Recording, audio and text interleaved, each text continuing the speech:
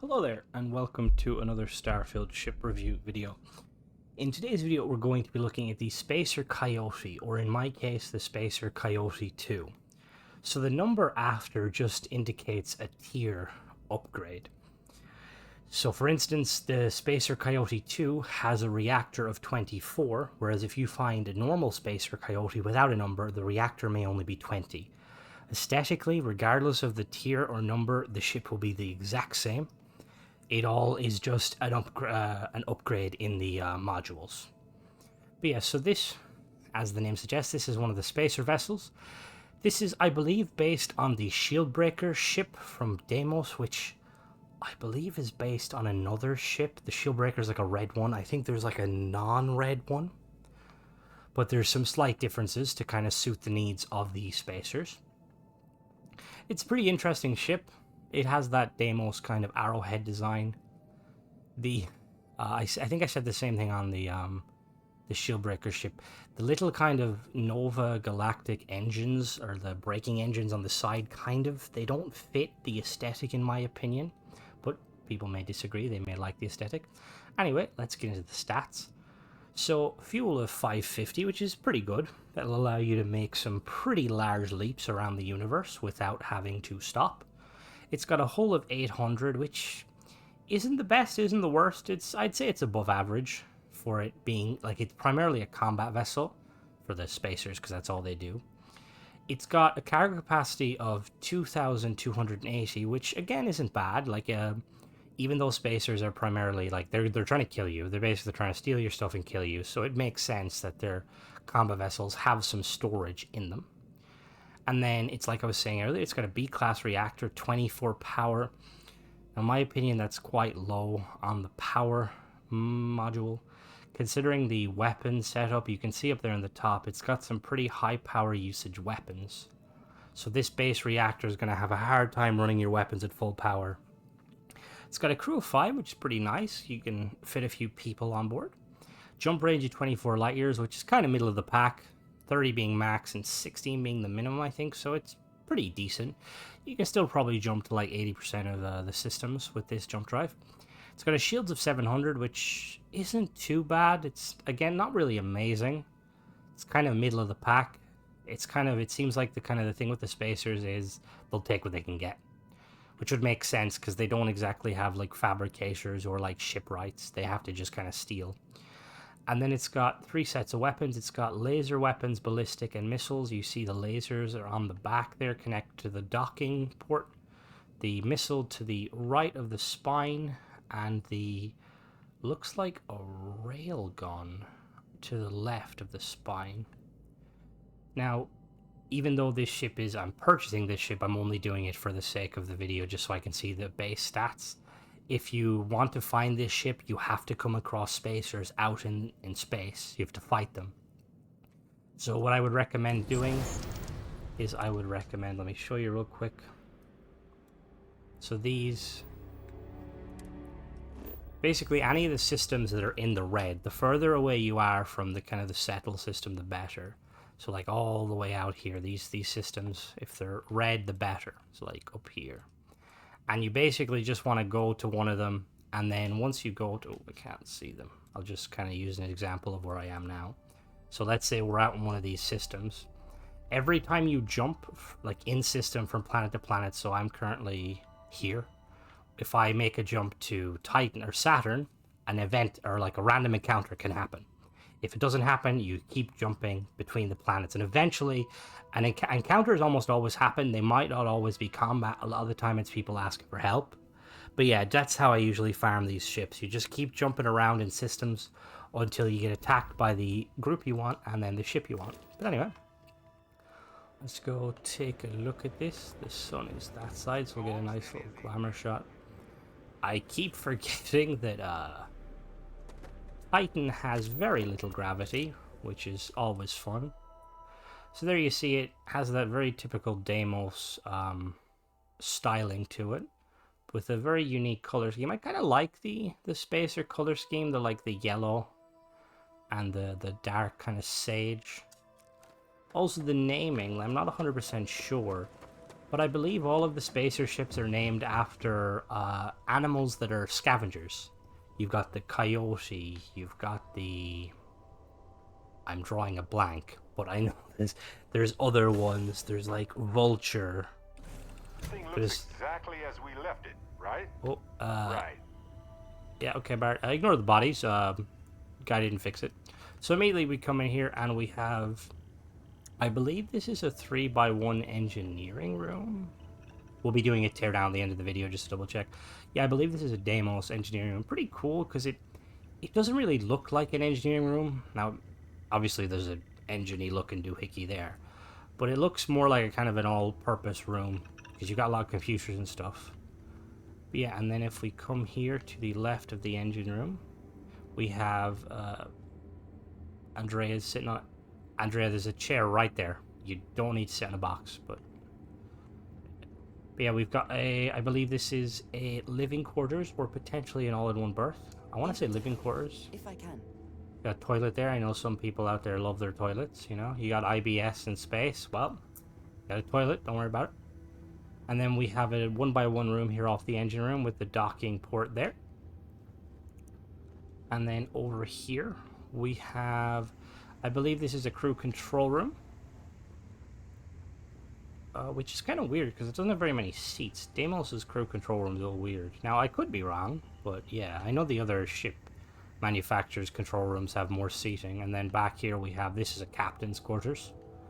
You can tell by the... Oh my god, what sort of bed is that? Now, it could just be the game, but like that looks like solid. Like that's not even like a fabric. Deimos, I know you're like mainly military, but goddamn. You can always kind of tell with the captain's quarters because they have the single bed, which I'd rather sleep in a chair than sleep in that. And then they usually have like a navigation console. Got an extra toilet there, and then you've got a little kind of a area where your crew can just kind of chill. If we head back up this way, I don't believe there's much else. I think it's just straight into the bridge. Yeah, it is. Okay, so there's very minuscule stuff in the ship, but it makes sense. It's a Deimos vessel. You just have to step over the bodies. We got a Deimos cockpit. I like the cockpit aesthetically, but functionally, I don't like it. For the simple reason that these always, like all Deimos vehicles to me, feel like single-seat fighters. Which you can make single-seat fighters, but this thing is quite big. And obviously you've got seats for your crew here, but they're like jump seats. This makes me think like I'm in like a Pelican cockpit or like a drop ship, as opposed to like a combat vessel. But aside from that, like it's cool. You got a nice little view there. Anyway, let's take her up into space and see how she performs. I'm expecting good things with these kind of spacer ships. They're not on the level of the Ecliptic Mercs, but they're pretty good. Let's take off. Check the power management. Struts retract. Let's get out of here. So we get. Yes, we've got some decent thrust there. Got a lot of engines, so I'm expecting some decent speed and maneuverability, but we shall tell. I've been lied to before about ships. Stay in orbit or jump.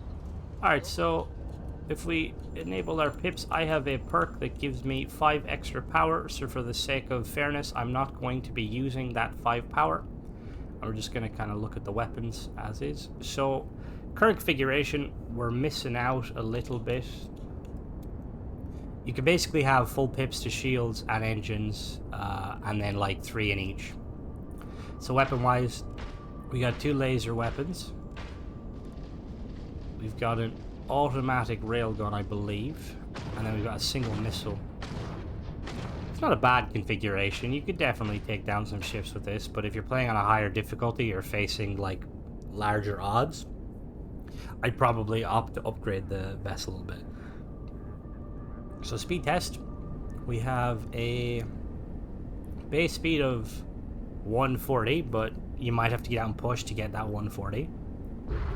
We got a boost speed of...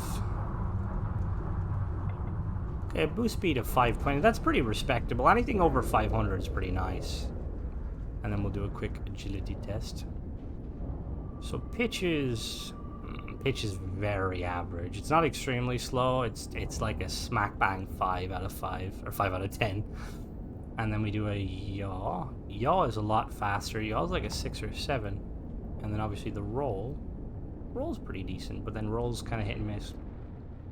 Given the sheer amount of engines, it's not very good. I have a feeling these engines are going to be like lower levels of the engines. So we're going to do a quick teardown now, just so you can see what the ship is made of. Alright, so here we are in the shipbuilder. So there's 3 tiers, like most ships in this game. So on the top here, we have, for the modules, we only really have, or habitats, we only have this Deimos Docker on the top. It's a 110 DP Docker from Deimos. And then as for the weaponry, we have the CE-29 missile launcher. It's a B class. It's got 4,000 range, does 60.89 damage to both shield and hull, and it requires 3 power. And then we have, yeah, I knew it, railguns. We have a Jishaku FE RF rapid fire railgun from Shinigami. It's B class, got a range of 1k. It's got a hull damage of 17, and it requires 3 power. And then we've got a pair at the back here of these Reza 600 these HC lasers from Shinigami. B class, 500 range, 31 damage to shields, and require 4 power. And then we have the reactor here. It's a 102DS mag inertial reactor from Dogstar, B class, 24 power. I'd probably upgrade this reactor. We have an Aurora 12G grav drive from Deep Core. It's a B class with a 30 jump thrust. We have the Warden SG200 shield generator from Sexton Shield System. It's 690 shield and it's a B class. And then we have this H40 Atlas, a helium-3 tank from Dogstar. It's 550 fuel. I'm just going to really quickly check. See, with the tier system, usually what it means is the models are the same. So if we check real quick, do we have one? That's not it. That's not it. This is it here, okay. So as you can see here, so this is the 102DS version. This is the B class. So this is this one here. Now there's a couple more. As you can see, there's one that gives 31 and there's one that gives 39. So you could swap out this one here, if you wanted to, for one that gives you significantly more power, just something to remember. But anyway, and then as for like the aesthetics, we've got a Deimos Spine C here, a Deimos Spine C aft, just flipped around, a Deimos Cowling here, and onto the belly of the beast, or not the belly, the midsection. We've got a DS 20.3 Phobos cockpit from Deimos at the front, crew station of 2. We've got a Deimos engineering bay 3x1B. We've got a Deimos companionway 1x1. We've got a Deimos all-in-one berth 2x1. A Deimos control station 2x1. And then we've got little windows here. And then at the back here we have the Deimos captain's quarter 2x1. As for the modules on here, we've got 2 of these Deimos landing gear, port and starboard, and then our engines on the back. So we have 2 of these Dunn 61 engines, B class. They provide 24,300 engine thrust and 4,950 maneuvering thrust. And then we have this Dunn 11 engine from Amundsen, a B class. It provides 14,220 engine thrust and 3,150 maneuvering. So again, they're probably not going to show it here, but you can definitely get upgraded versions of these engines. Let me see if there's any here. Probably not. Well, there is. Okay. So as you can see here, again, much like the reactor, you're using the Dunn 61s. These are some 71s. They're a little bit more expensive, but they improve the stats by just a little bit, but it's enough.